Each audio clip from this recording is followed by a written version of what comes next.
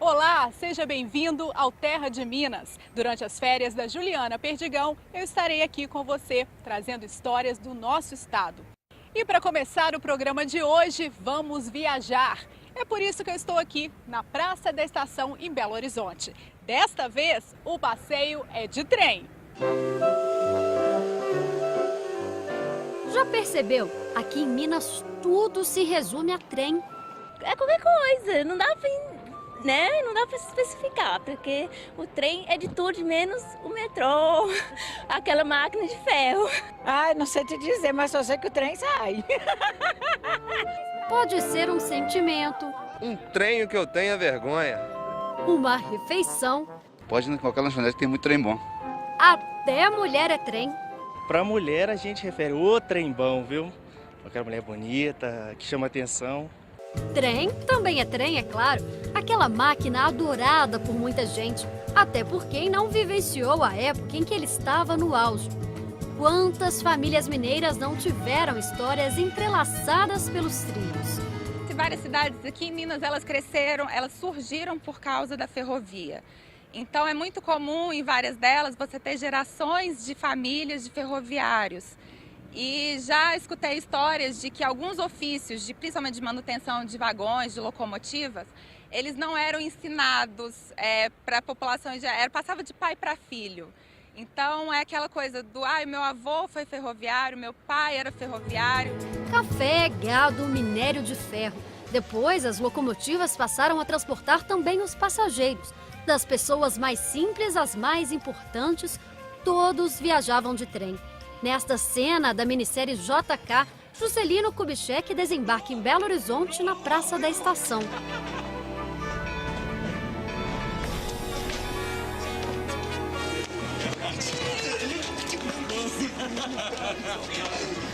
Meu novo, bonito terno.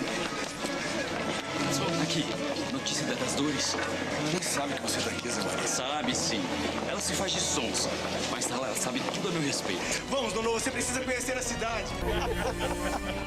Na verdade é a porta de entrada, né? A estação aqui central de BH, ela foi a porta para trazer o material para a construção da capital no final do século XIX, trazer as pessoas para trabalharem, as pessoas para morarem aqui na capital. Então é um ponto, foi um embrião da cidade. Hoje só existem 2 linhas ativas de passageiros.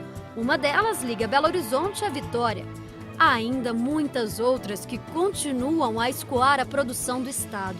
E das estações que tiveram suas linhas desativadas, resta a saudade de um tempo que não volta mais. Tempo em que muitos passaram a infância na beira dos trilhos. Tempo das Marias Fumaças e do alvoroço durante os embarques e desembarques. Da saudade de ter hoje o apito da Maria Fumaça, né?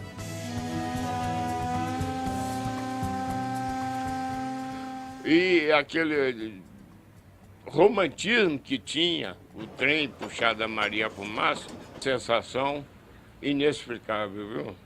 A gente remonta longos tempos da infância, né? É como um tape, né?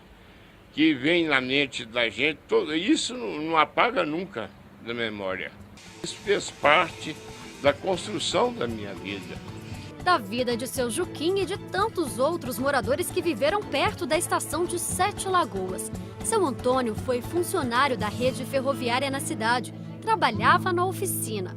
Trabalhei na ferrovia 42 anos, 7 meses e 13 dias.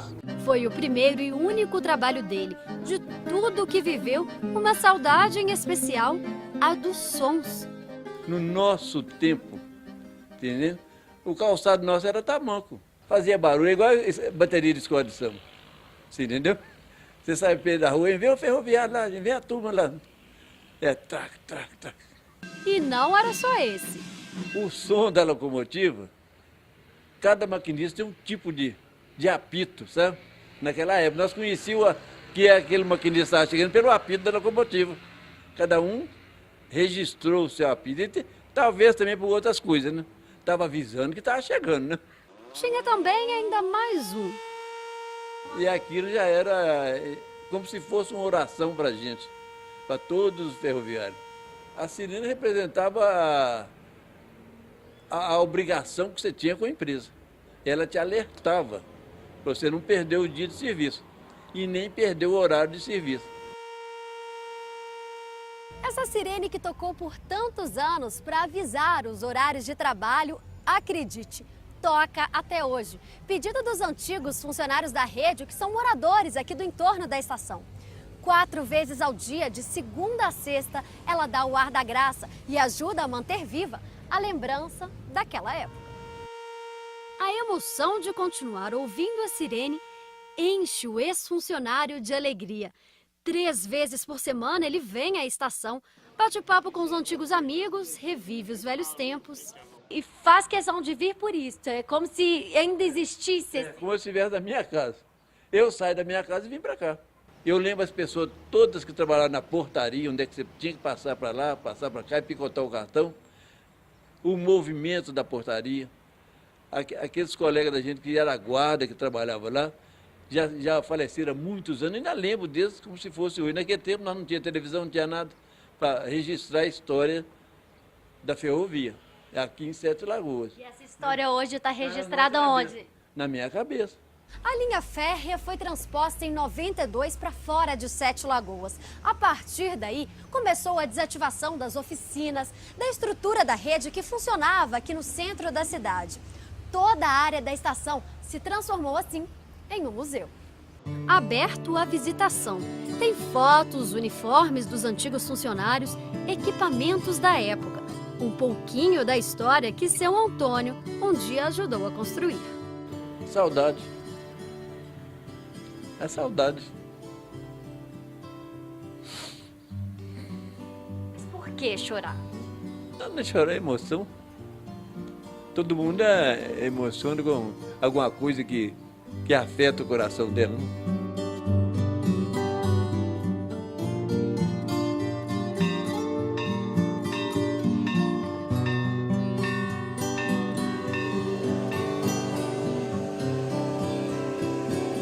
Estamos de volta com o passeio histórico pelas ferrovias mineiras. Agora nós vamos até a cidade de Sarzedo para se lembrar do tempo da Maria Fumaça.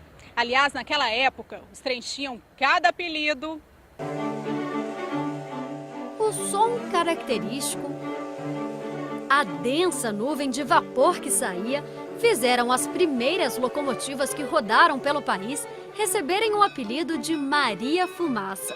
Não demorou muito e logo chegaram as novidades, máquinas modernas que encantavam os ferroviários. Elas são identificadas geralmente oficialmente por números. Então é uma locomotiva 20, a locomotiva 239, mas os ferroviários eles têm uma relação muito próxima com esse material e acabaram dando nomes para algumas delas. Então acho que uma das mais emblemáticas aqui em Minas é a Zezé Leone, que fazia um trecho em Santos Dumont, hoje ela está lá na cidade de Santos Dumont mesmo. E o nome foi em homenagem à Miss Zezé Leone, que os ferroviários eles achavam que era uma das locomotivas mais bonitas do país. Então, em homenagem à Miss, foi dado esse nome, Zezé Leone. A criatividade era mesmo uma marca dos funcionários que muitas vezes usavam o humor. Os trens de passageiros que ligavam BH a Lafayette, por exemplo, foram carinhosamente apelidados de Catajeca. Às vezes uma cidade ela não tinha porte para ter uma estação ferroviária ou uma região da cidade não tinha como se instalar uma estação. Então eram instaladas pequenas paradas. Então elas iam fazendo essas paradinhas e pegando as pessoas para levar para os grandes centros, para a capital ou para a cidade mais importante da região. Então nessas paradinhas ganhou esse nome, né, do Catajeca, do trem Catajeca, que vai catando as pessoas no meio do caminho. Com as linhas férreas não foi diferente. Cidades que na época eram referências, homenagens a reis e rainhas.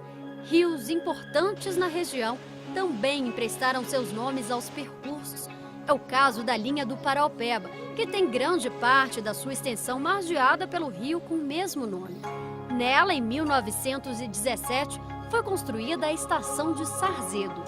Era um povoado pacato, né? E a partir daí, a partir da chegada, né? Quando chegou o pessoal para trabalhar na estação, a cidade mudou toda. De repente, pessoas que praticavam uma atividade, principalmente a atividade agrícola, passou a exercer uma outra atividade em função da estação.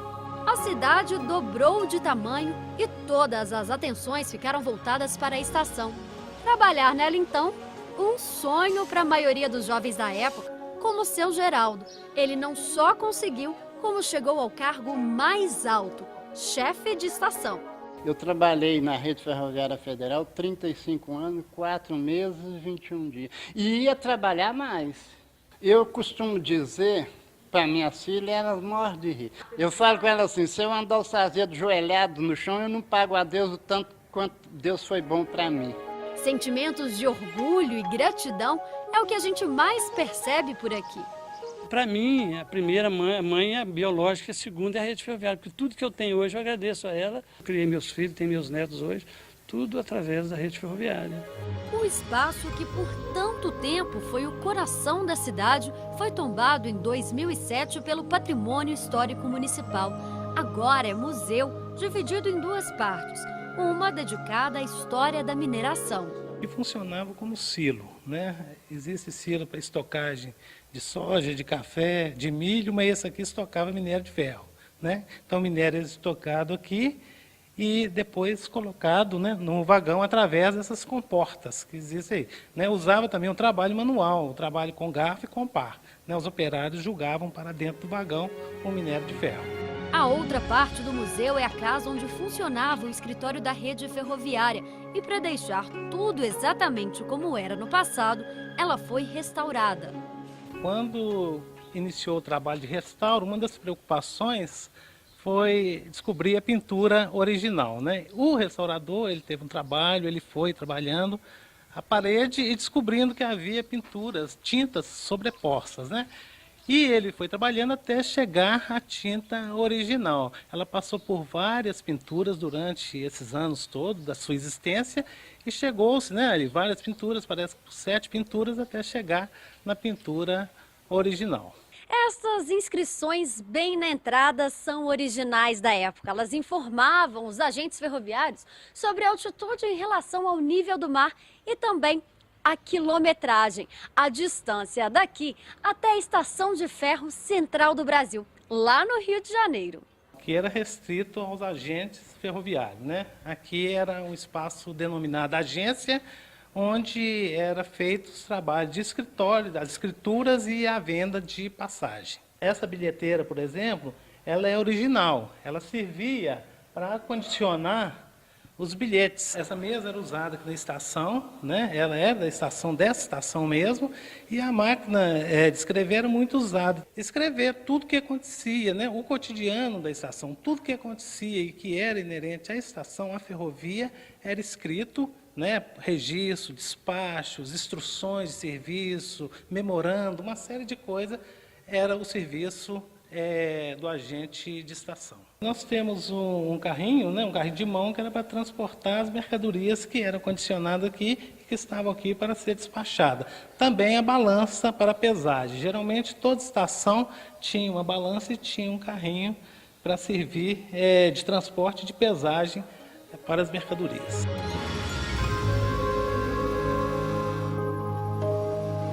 Além de escoar o minério, a linha férrea de Sarzedo também foi muito importante para o transporte de pessoas. Mais do que registrar as belas paisagens de Minas, elas também traziam pelos trilhos o novo, as notícias do que acontecia longe daqui. E entre tantas chegadas e partidas, o amor acontecia. E muita gente arrumou namorado. A minha mãe arrumou namorado, meu pai era ferroviário. De tarde ficava passeando pra lá e pra cá. E era o dia que vestia os vestidos bonitinhos para poder passear. Eu acho que a gente não pode deixar pagar da memória essas coisas boas, né?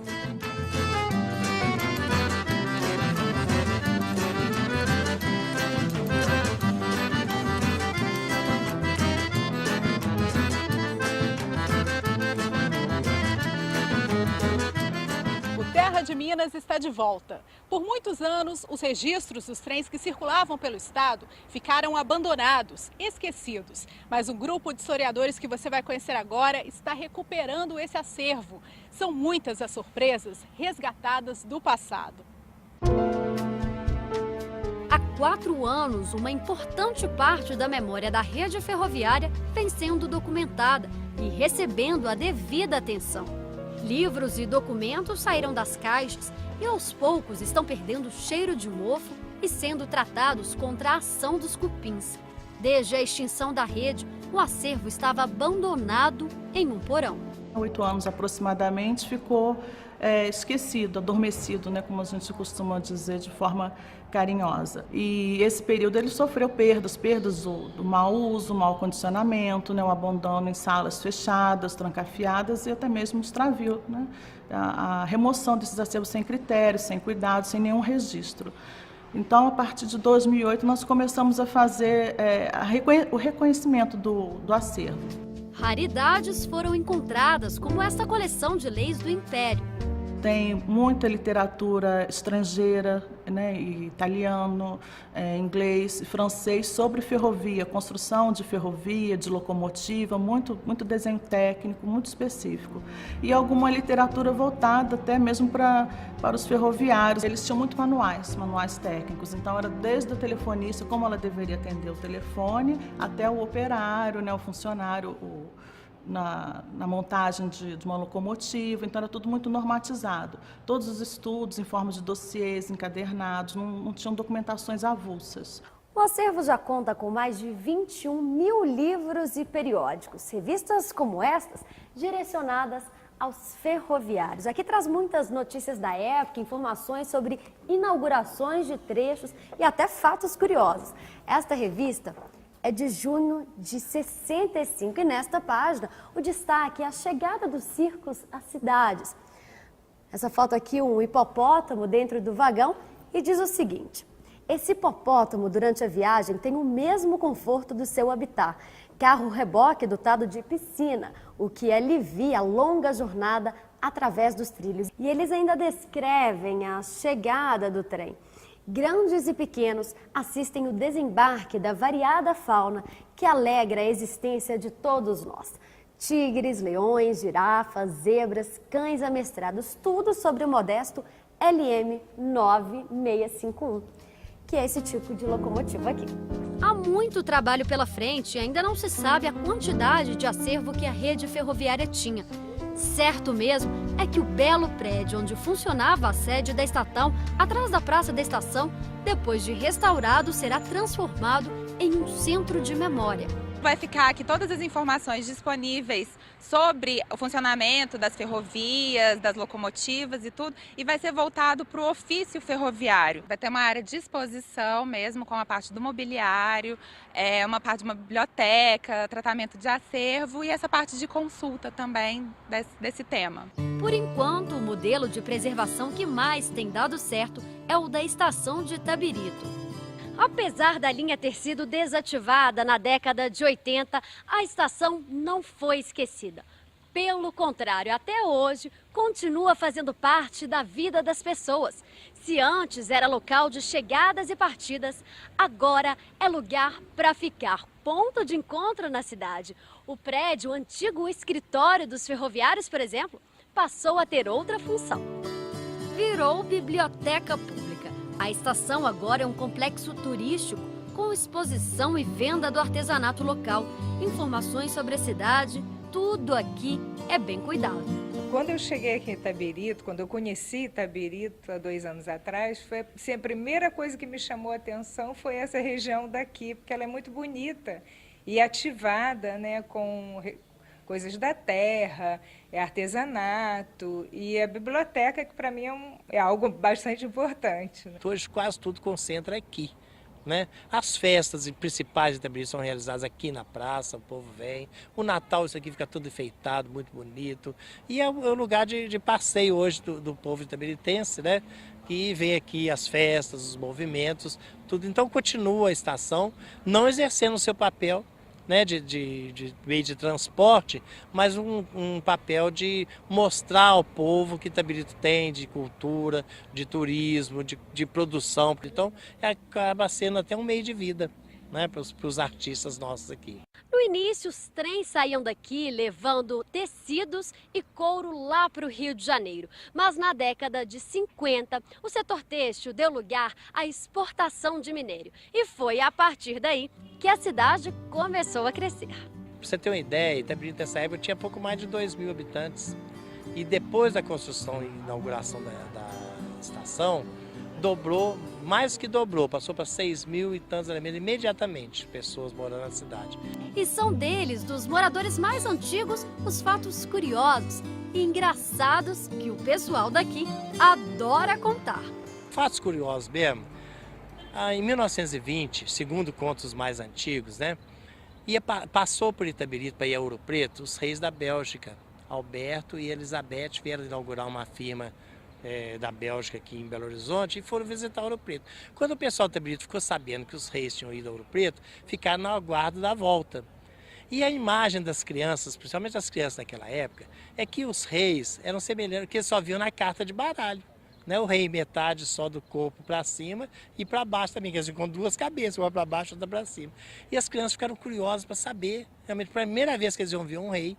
Né? E a estação ficou lotada, segundo contos mais antigos, a história conta, e todo mundo queria entrar, só que eles não deixaram entrar no vagão, ninguém. Mas tinha um rapaz, na época, muito esperto, chamado Leopoldo, um meninotezinho, ele conseguiu driblar a vigilância, entrou por trás do vagão e chegou lá e viu o rei e a rainha sentados e viram que eram pessoas normais, comuns. Chegou e contou, pessoal, foi uma maior decepção, segundo conta, para as crianças principalmente, e para os rapazinhos, que imaginava que o rei tinha duas cabeças, até a metade do corpo só. É uma lenda que corre aí e foi curioso aí e quebrou assim aquela, como se diz, aquela história, aquela fantasia das crianças da época.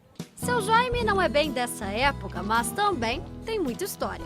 As Maria Fumaça saía pela as linhas fora e quando passava assim nos locais de arraiais assim, e o povo dizia, e vem a Maria Fumaça, e vem então dizendo, café com pão, manteiga não, café com pão, manteiga não, e vem ela lá. E todo mundo saía para a beira da linha, saía para a plataforma da estação, para ver ela passar. Este é apenas um dos inúmeros casos que presenciou quando era ferroviário. Desse tempo tão feliz, seu Jaime não coleciona apenas lembranças. Apesar de velhinha, já com as páginas amareladas, ele faz questão de guardar com carinho a única carteira de trabalho. Entrada 1º de 1949. E por que o senhor guarda essa carteira até hoje? Guardo ela porque é o meu sentimento, o meu prazer de apresentar. Tenho demais carinho e tenho saudade da rede, tenho muita saudade, muita lembrança disso aqui.